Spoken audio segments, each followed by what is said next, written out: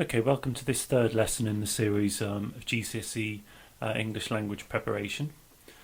This screencast I want to look at reading for meaning. The previous lesson I looked at reading for information, and now we're going to go a little bit deeper and start looking at how we infer meaning from the text, how we go sort of scratch beneath the surface, I suppose, and look at things like attitudes and opinions and so on. Okay, so the main difference then, what we want to look at initially is the main difference between reading for information and reading for meaning. Well, information is the stuff itself, the raw words on the page, okay, the raw details, the facts, that sort of thing. The text itself, you don't have to, there's no explanation needed, you just find the details and you write them down. Pen's going a bit funny. Okay, so you you ask the question, you find the stuff, you write it down. Often this is called explicit meaning, explicit detail on the surface. Clear, obvious. And it's the previous lesson we looked at both the article on the pumpkins and also on the man who was eaten by his pig, and it was just stuff that's mentioned in the text, nothing more than that, just finding out the details. The difference between the information and meaning is what's implied through the information, the implicit meaning. So for example, it might be the tone. It might be the attitude of the writer. It might be the reaction of a character or an interviewee if it's non-fiction, like a newspaper article.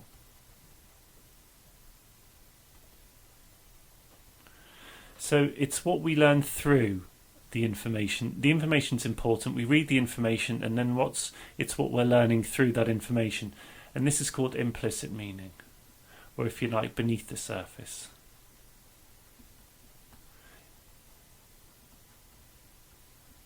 So just to summarize here, it's what we learn about attitude, opinion, point of view through the text. You're not being asked to guess. You're not being asked to kind of make assumptions based on what you read. You're asked to make it, to discuss things like attitude and point of view, but it has to be through the text. Okay, you're going to need to be able to refer closely to the text to back up your point of view, to back up your answer. And I think this is an important point here.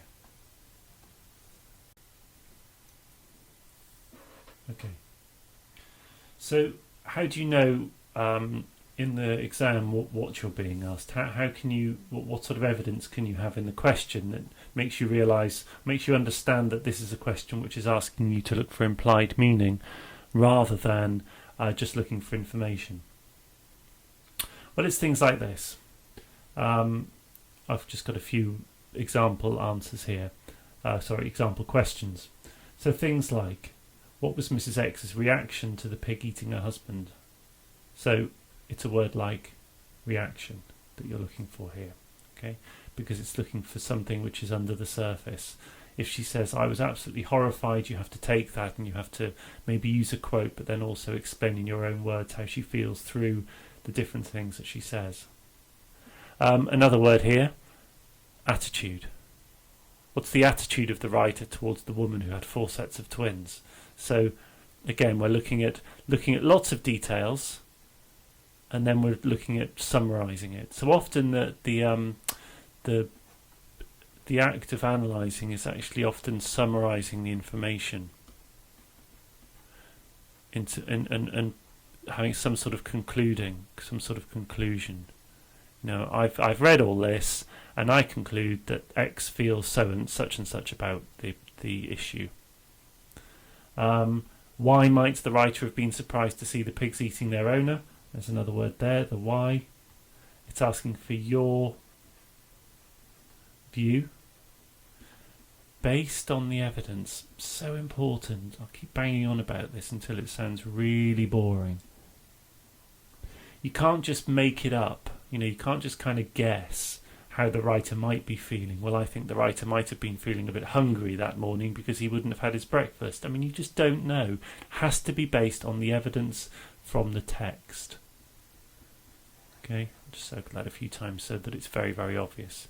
And then this silly one here, just made this one up. How does Mr. Smith feel when he is told his brother had been eaten by a badger? And it's that word there, feel. So it's idea of emotions. So you can see those 4 questions are very different from the questions that we looked at in the previous screencast to do with information. They're about taking the information, taking the text, but then inferring meaning, inferring response, inferring reaction, and so on and so forth. So I'm hoping you can begin to see the difference between the two. Okay, well, let's go back to our pig article, and let's think of a potential second question. The first question that we had was linked to the specific details about the pigs and why they might have eaten the particular the possible reasons. And here we've got reactions. So the first question was about possible reasons. It wasn't asking you to hypothesize or guess. It was only asking you to pull out 4 bits of information.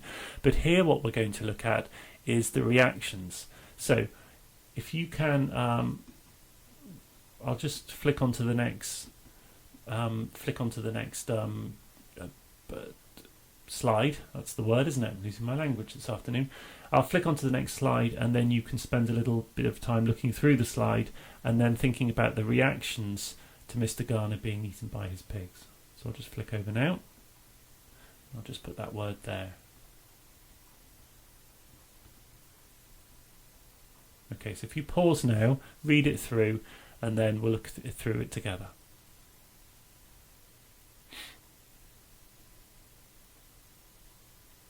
Okay, so we're looking for quotes.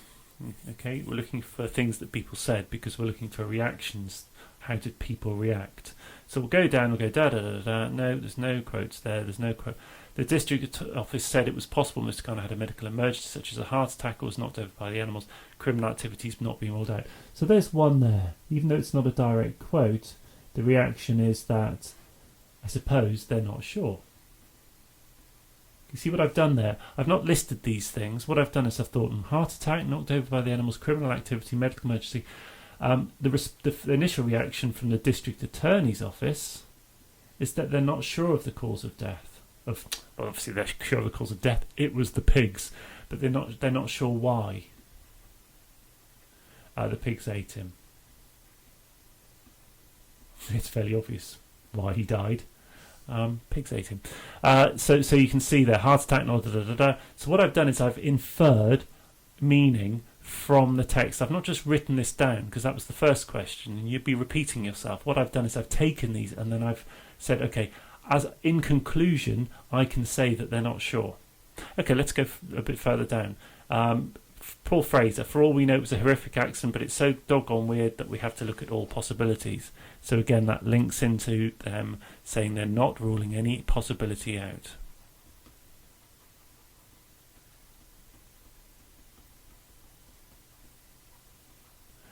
Can't spell. There we are. So they're not ruling any possibility out. Pathologist able to identify. Again, there's another one. And then we've got the response from Terry Garner, the reaction, a good-hearted guy. So what could we say about that? Okay, he probably didn't deserve to be eaten. I'm not saying that anyone should actually deserve to be eaten, obviously. That would be a little bit unfair of me. But, it's very obvious that this is a decent guy. There we are. The animals were his life. He loved his animals. So I suppose the reaction here is one of disbelief. That they cannot believe that someone who had all of these animals is being eaten by some of them. And then there's a final response here. There's a sort of a more general response about the danger of some animals in general. So you can see there, what I've not done is written down any of the specific details, but what I have done is I've taken those details and I've inferred or concluded meanings, responses based on those details. If you were just to write down, oh, it could have been a heart attack or he was knocked over by the animals, that's not what it's asking you to do. It's asking you to think about specific reactions and then extrapolate or pull out from those details the reactions and the responses. So let's just move on then and think about how we write the answer down, because it's all very well it's all very well you finding all the details. It's all very well you doing what I've just done here, which is what essentially you should do. I mean, in the exam, you should have done something similar to what I've done on this slide. Underlined, highlighted, written a few notes in the margins, tried to gather your ideas together into some conclusions. But then you've got to write the stuff down. So how are you going to do that? Well, number one, keep the sentences short and clear. Okay. Don't go on and on and on and on and on. Remember what I said in the last screencast about. It's an and, by the way. Looks like an E. About the longer your sentences, the more chance you've got of making spelling mistakes. So keep it nice and clear. Keep it nice and straightforward and nice and short. I'm not saying 3-word sentences. You know what I mean. I mean, just don't go on and on and on. What else? Well, only refer to the details you need.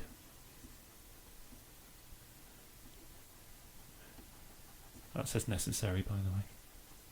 So only refer to the necessary details. Just focus on the stuff that answers the question.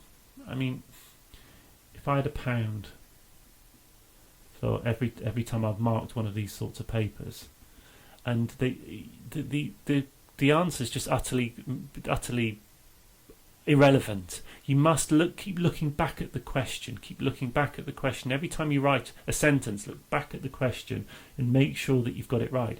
Which I suppose why if I just go back here, look, by doing what I've done here, I've kind of got my ideas written down on the answer paper, so that when I come to write the answer, I've actually got some stuff written down which makes some vague amount of sense.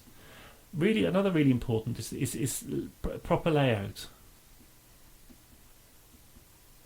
Most of these papers ask you for good use of quotation, so I'm going to show you in a minute how to embed quotations in an answer. That says quotations. My pen really is struggling today. So embed quotations, plus your own language.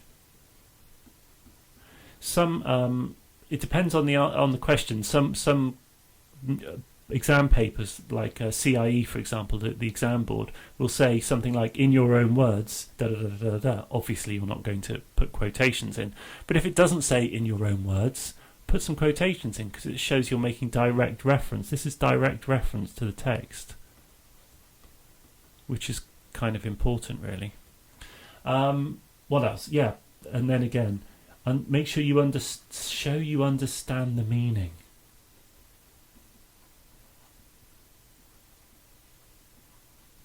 Show you understand that meaning behind the words.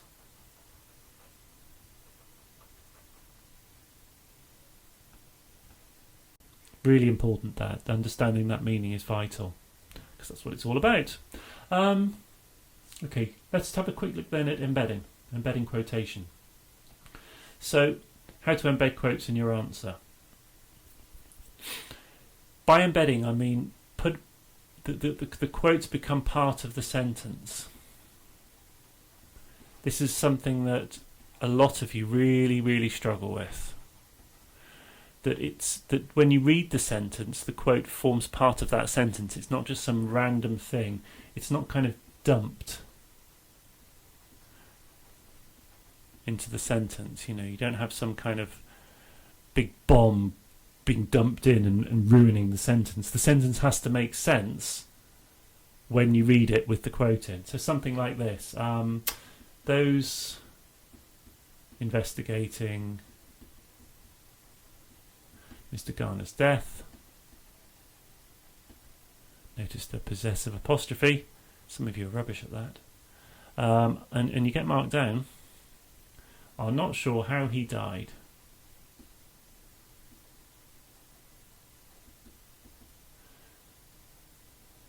It could have been... Now watch what I do. Accident, quotation, or heart attack. However,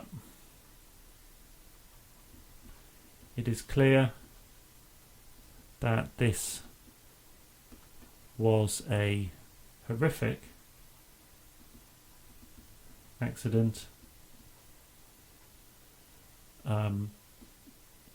to a good... No, that's not right. It's a horrific accident to a good-hearted guy. You understand what I mean, and so on and so forth. You can see there. You've got quotations, individual words, short phrases embedded into the sentence, so when you read the sentence it makes sense, and I think that's really important. That for me is the difference between a D and a C grade at foundation level and moving into the B's and the A's, depending how well you embed that quotation.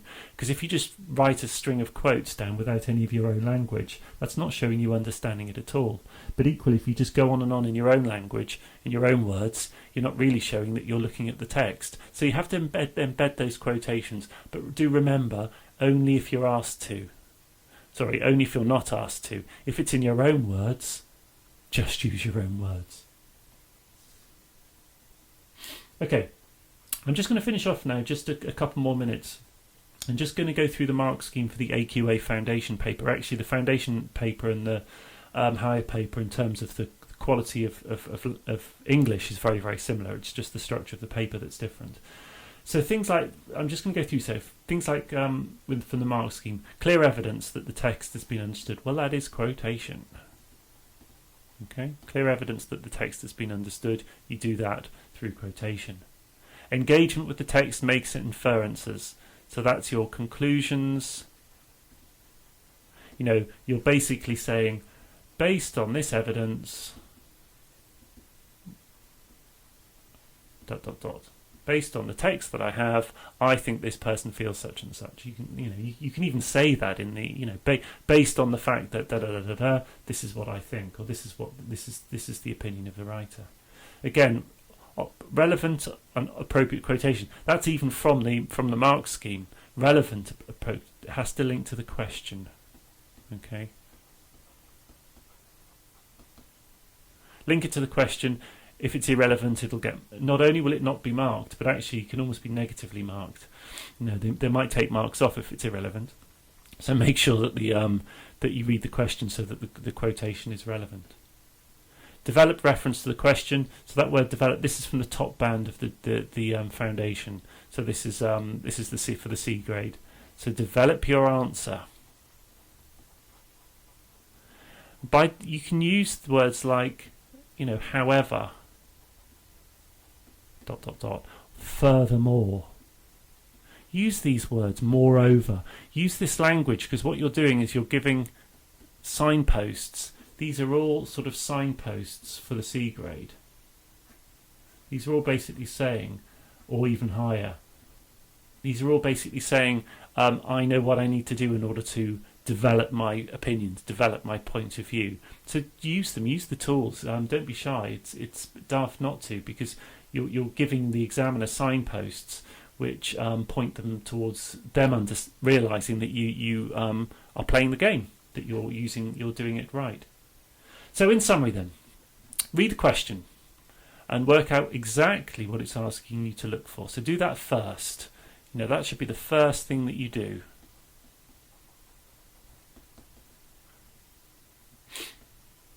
And then going beyond the words themselves to uncover opinion, attitude, point of view. Remember, this is the implicit meaning, the meaning underneath the text.